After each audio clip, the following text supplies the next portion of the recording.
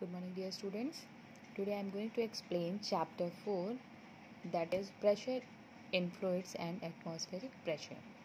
Before beginning this chapter, I am going to introduce the terms which are used in the name of the chapter, that is fluid. Do you know what is fluid?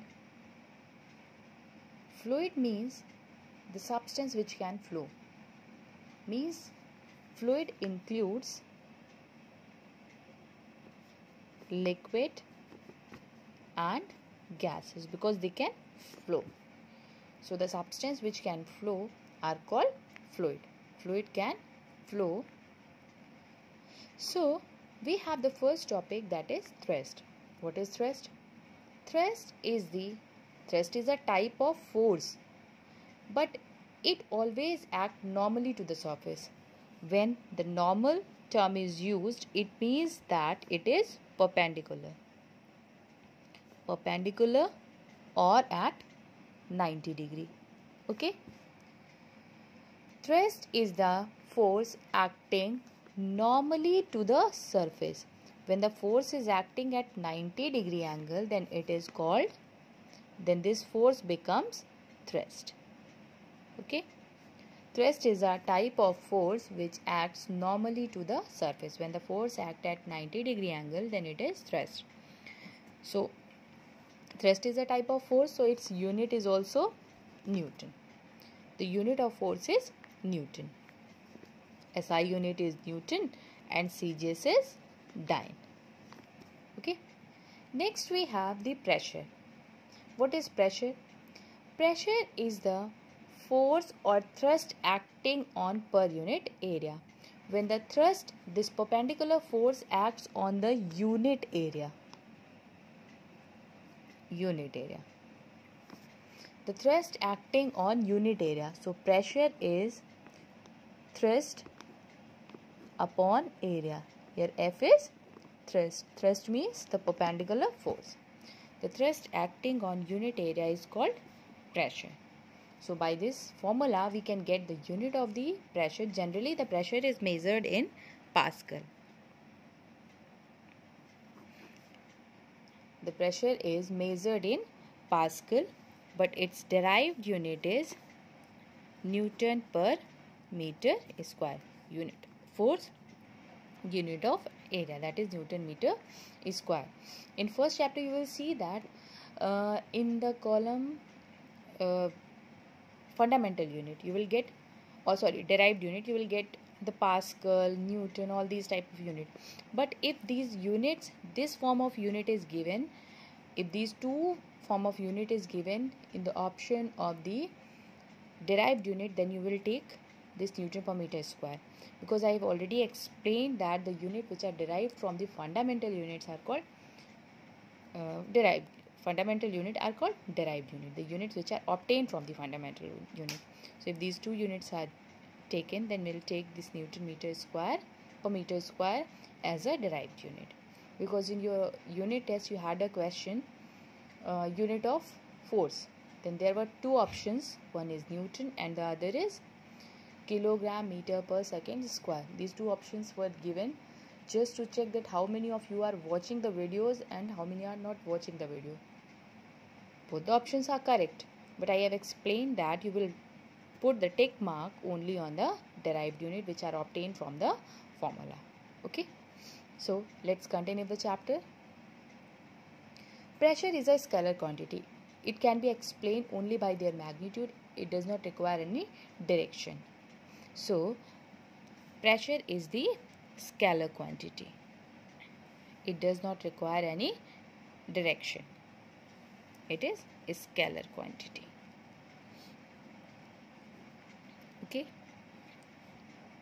So first we have the definition: thrust acting on unit area. Thrust acting on unit area is pressure. So we have the formula: pressure is equals to thrust upon area, and pressure, the unit is Pascal and its derived unit is Newton per meter square. It is a scalar quantity. Next we have the factors affecting pressure, the terms which affect the pressure. Next we have factors affecting pressure. As we can see that by the formula, we have the two terms in the formula. First is pressure, other is unit, other is area. So the two factors which will affect the pressure are, first is thrust and the second is area. As we can see by the formula, pressure is directly proportional to thrust or force, and pressure is inversely proportional to the area. It means that pressure increases with the increase in thrust and decreases with the decrease in thrust. Pressure increases with the decrease in area and decreases with the increase in area because they are inversely proportional. So we have the number of examples. We have number of examples, like first example, a brick is given whose dimensions are given. If a brick has its dimension, length is 20 centimeter, breadth is 10 centimeter and the height is 5 centimeter. When the pressure will be more,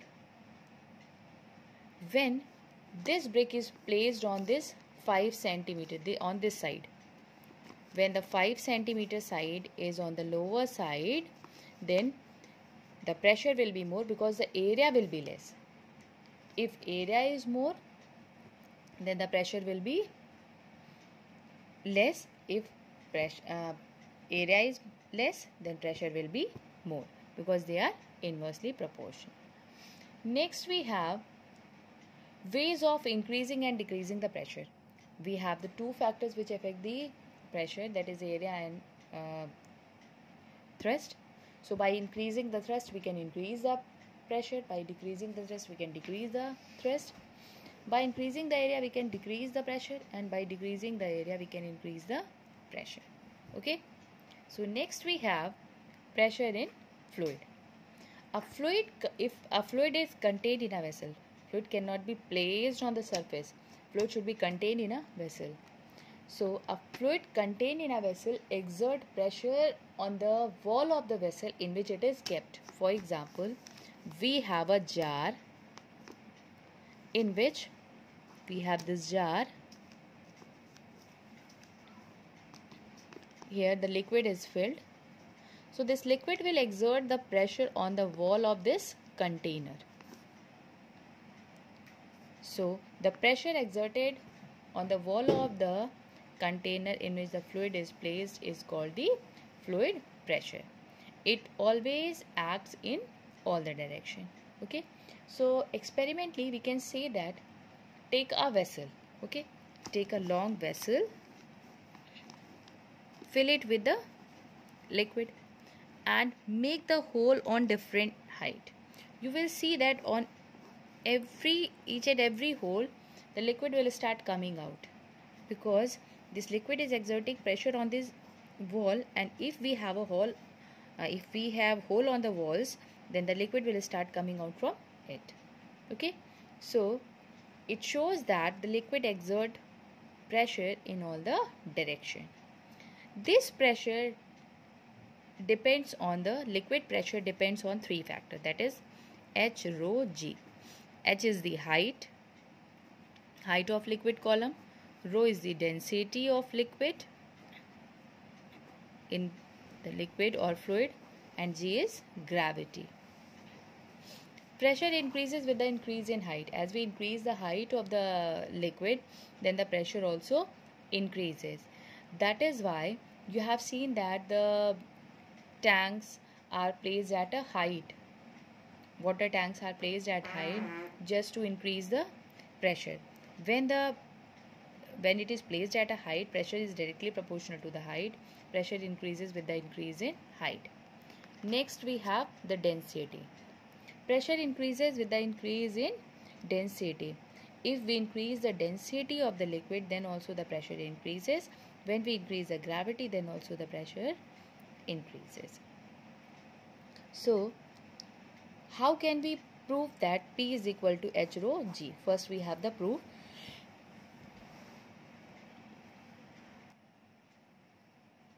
We have a container placed in a vessel. The name is PQRS. It is exerting pressure on the liquid and its height is H. Okay. As we know that thrust is a type of force, and force is equals to the thrust is always the force acts on perpendicular. So the perpendicular force is called its weight. Thrust is equals to weight, and we know that W is equals to mg. As we know that mass is equals to volume into density, so we can write volume into density in place of mass. Volume is equals to always area into height, and it is rho into g. This is the value of thrust. When we get the pressure, then pressure is equals to thrust upon area. In place of thrust, A into H into rho into G upon A is cancel out. Pressure is equals to H rho G. Pressure is equals to H rho G. So by this we can prove it. Now the next topic is laws of liquid pressure.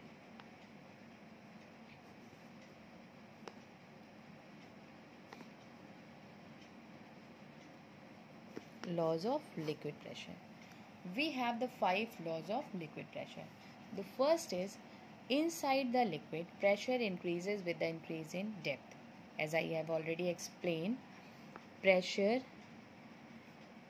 increases with the depth. This is the first law. Pressure increases with the increase in depth from the free surface.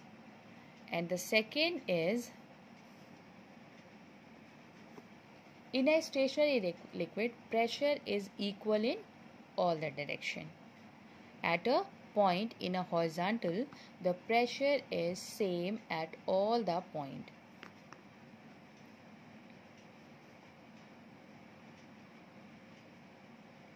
At a point on a plane, pressure is equal. For a given height, pressure is equal in all the direction. Third point is, pressure is same in all the direction. It does not changes with the change in direction. It is same at a given height in all the direction. So pressure is same in all the direction.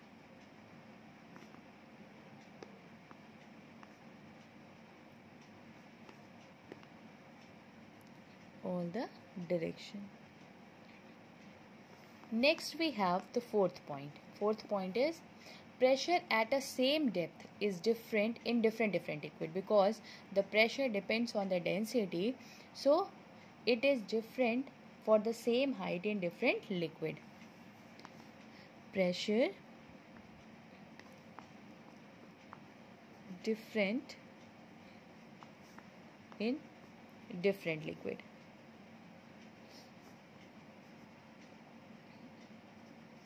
And the last point, fifth law, is liquid seeks its own level. We have already studied that liquid seeks its own level. When it is placed in the different shape of container, it seeks its own level. Next we have some common consequences of liquid. The last point is, liquid seeks its own level. This is the last point. Now in consequences, we have the first point, the wall of the dam is made thicker at the bottom. The wall of the dam is made like this. It is made thicker at the bottom. Why? Because as we go down, when the height increases, then the pressure increases. So the wall which is at the bottom experiences a huge pressure on it, So to withstand with this pressure, the wall of the dam is made thicker at the bottom and thinner on the top.